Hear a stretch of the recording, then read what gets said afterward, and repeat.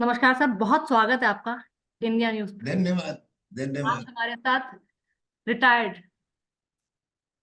Colonel Tejinder Pal Singh, पाल त्यागी, जी। Sorry, Tejinder पाल त्यागी। आप वीर चक्र से सम्मानित हैं। आपने लंबा जी। अरसा इंडियन आर्मी को दिया है। 75 साल हम गणतंत्र के पूरे कर चुके हैं और अब 76वें वर्ष में हम प्रवेश कर रहे हैं। कैसे देखते हैं सर? बहुत कुछ चेंज हुआ है। बहुत कुछ चेंज हुआ है। एक जमाना था कि जब एक भी आइटम फौज का हम अपने यहाँ नहीं बनाते थे, बाहर से आता था।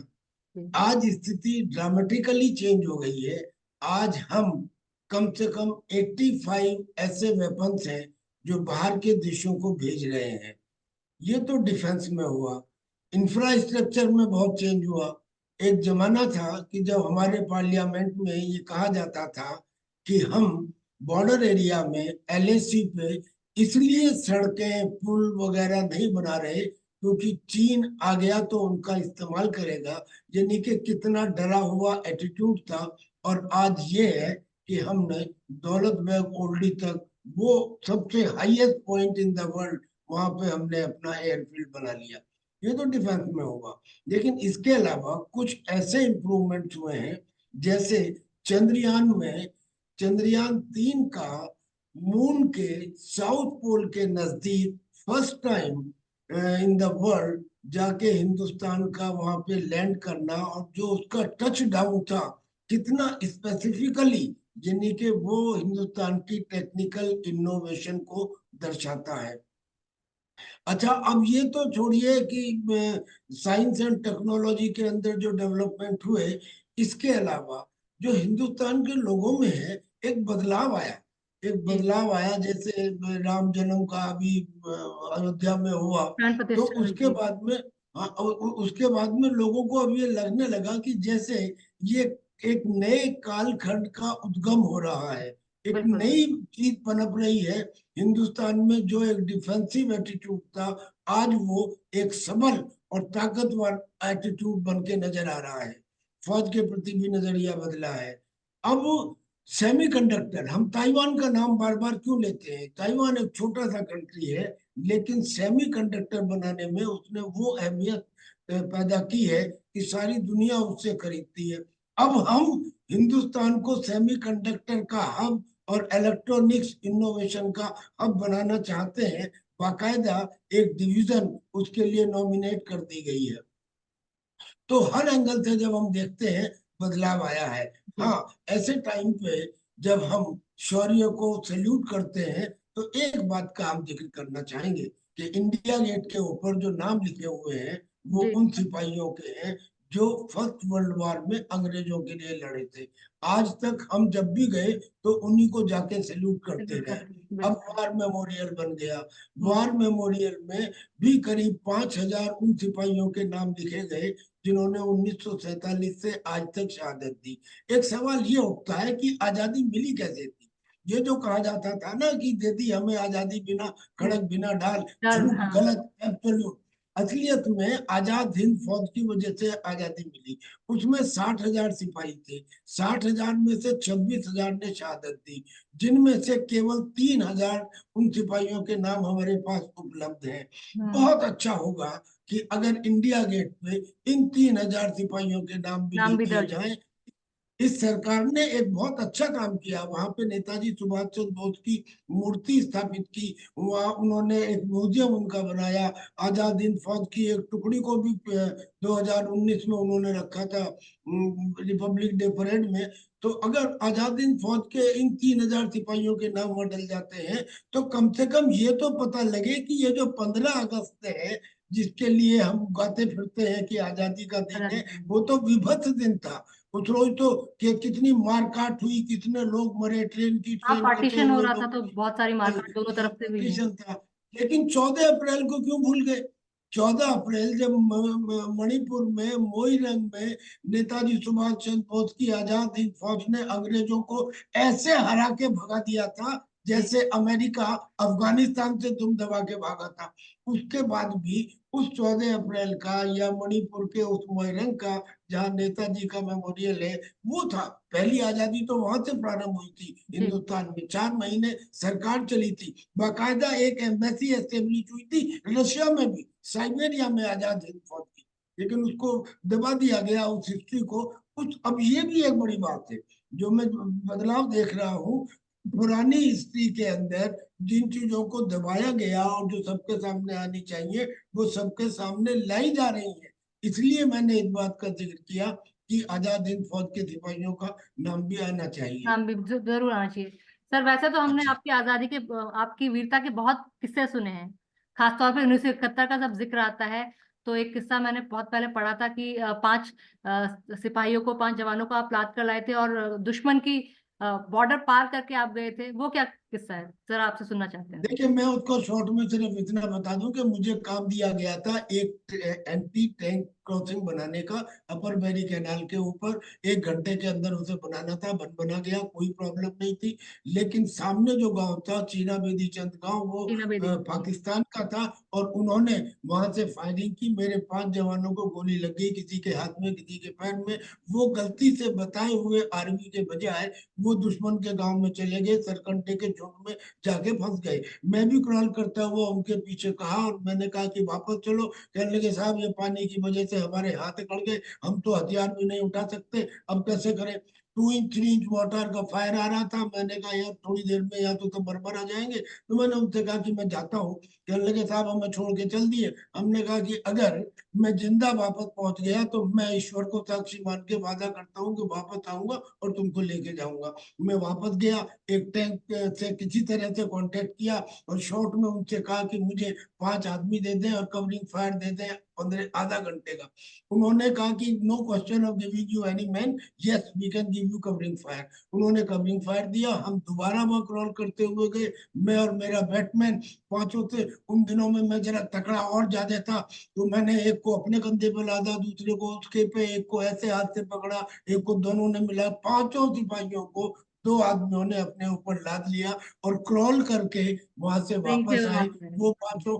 वो पांचों अस्पताल में जब भर्ती हुए तो उनका डाइंग डिक्लेरेशन लिया गया। उन्होंने कहा कि एक लेफ्टिनेंट त्यागी हमें निकाल के लाए थे। तब आप पांचों के लेफ्टिनेंट हुआ करते थे। स्टेटमेंट, मेरा साइटेशन बन गया। यूं तो मुझे वीर चक्र मिला।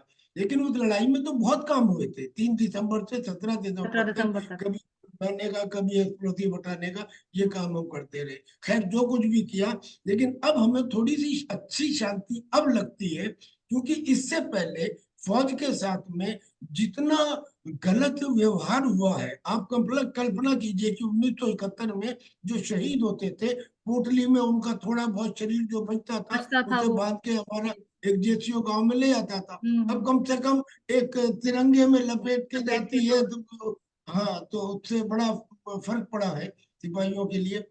और डिजर्व भी खैर, करते हैं कुछ सर, सिपाही जब अपनी जान अपनी देश के लिए गंवा रहे हैं, तो कम से कम वो इतना तो डिजर्व करते हैं कि तिरंगे में लपेटा जाए। और पहले की जो आप स्थिति बता रहे हैं कि उनको छोटे मोटे जो उनके अंश बचते थे जी जी वो जी एक जी बक्से जी में दिए जाते थे। जी जी और जी सर जी जी आज के जी। टाइम में देखें तो अब उतने सालों से अब महिलाओं का कद, खासतौर पर इंडियन डिफेंस, चाहे एयरफोर्स हो, आर्मी हो, नेवी हो, बहुत बड़ा है। और कल भी हम कर्तव्य पथ पर देखेंगे कि 80% महिलाएं हैं। किस तरह देखते हैं सर। नहीं, ये तो बहुत अच्छी बात। महिलाएं हैं, महिलाएं दूसरी फौजों के अंदर भी थी। हम्म। इसराइल में तो बहुत पहले से थी, अमेरिका में थी, हम्म। रशिया में है। और महिलाओं को तरह तरह के रोल में इस्तेमाल भी किया गया। और तो और, पहले जनरली लेडीज को या तो आर्मी सप्लाई कोर में, या इंजीनियर्स में, या सिग्नल्स में, या ऑर्डिनेंस में, यानी कि सर्विसेज में इस्तेमाल करते थे। लेकिन अब तो लेकिन फाइटर अब पायलट तो उड़ा रही है। उनको, हाँ, अब तो उनको कॉम्बैट रोल में भी इस्तेमाल कर रहे हैं। किया जा रहा और है। कॉम्बैट रोल में भी सेकंड या थर्ड इन कमांड नहीं, अब तो उनको कमांडिंग पोजीशंस भी दे रहे हैं। और हिंदुस्तान ने किया है। One of the Rafale pilot is a lady. So, और महिलाओं का जो प्रदर्शन इस दफा कल देखने को मिलेगा, हम्म। उससे तो एक और भी अच्छा लगेगा। और हम्म। महिलाओं की केवल ये नहीं कि फौज के अंदर किया, इस सरकार ने ये भी एक चीज अच्छी है कि इन्होंने 1/3 रिजर्वेशन पार्लियामेंट में पास किया पार्लियामेंट आने में। वाले समय के लिए। हम्म। तो महिलाओं के प्रति जो संजीदगी और जो संवेदना और जो इम्पोर्टेंस और प्रायोरिटी दिखाई गई है वो काबिल तारीफ है। हम इसके से बहुत इसकी प्रशंसा करते हैं महिलाओं के लिए। और जो अग्निवीर है, ज्यादातर एक झगड़ा इसके ऊपर चलता है कि साहब वो तो अग्निवीर अग्निवीर पर। की आपने 4 कर दी। अब आप एक बात समझिए, हम्म। आपने आज तक कभी किसी पूर्व सैनिक को बस चलाते हुए या रेल रोकते हुए या संपत्ति का नुकसान करते हुए देखा है? नहीं, बिल्कुल। 145 करोड़ का हिंदुस्तान, उसमें केवल 13 लाख की फौज, उसके 1% के 1% का 1% भी नहीं। लेकिन जब भी कभी कोई आर्टिफिशियल या नेचुरल कैलेमिटी आ जाए, फौज को बुला लो, हम्म, स्थिति नियंत्रण में हो जाएगी। क्यों बिल्कुल। भाई?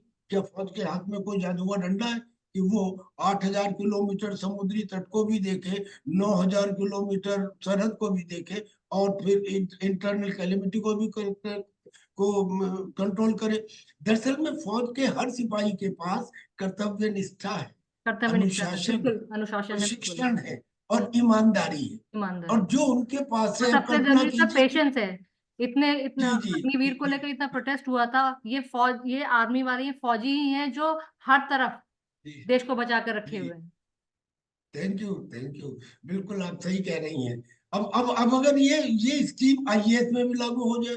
देखिए, एक तो जो चार चार अग्निवीर हैं, उनमें से एक या दो को तो उन्होंने परमानेंट कर दिया। जो दो बच गए, जो हम्म। वापस आए, वो देश में राष्ट्रीय एकीकरण और चरित्र निर्माण का काम करेंगे। क्योंकि वो ना तो खुद कोई संपत्ति को नुकसान पहुंचाएंगे, ना नुकसान पहुंचाने देंगे। यानी कि वो लोगों में एक अच्छा नागरिक बनने का मैसेज देंगे। ऐसे ही आईएएस आईपीएस वगैरह में भी अगर ये स्कीम लागू हो जाए और 4 लोग लिए जाए, उनमें से जो ईमानदार और सही काम करने वाला है उसे रखा जाए, तो उससे जो स्थिति है वो बहुत कुछ सुधर सकती है। ये जो कॉन्सेप्ट है अग्निवीर का, ये अचानक नहीं है कि अभी लिया गया है, तो 15-20 साल से चल रहा था। अब क्योंकि निर्णय लेने की क्षमता बढ़ती गई, तो उस समय इसको ले लिया गया। सर, एक चीज और मैं जानना चाहती हूँ कि कल हमारे जो गेस्ट हैं वो हैं फ्रांस के राष्ट्रपति मैनुअल मैक्रो।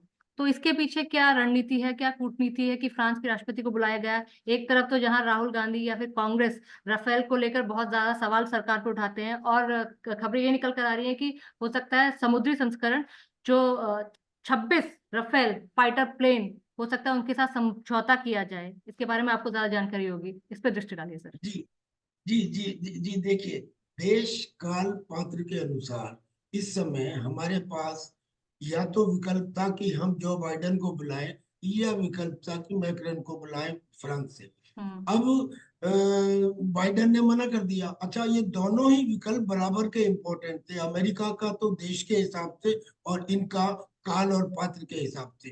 खैर, इनको बुलाने में कई कारण है। एक तो सबसे पहला कारण ये है कि पिछले साल हमारे ही प्रधानमंत्री उनके बेस्टिल डे में गए थे, और वहां पे हमारा कॉन्टिंजेंट भी गया था।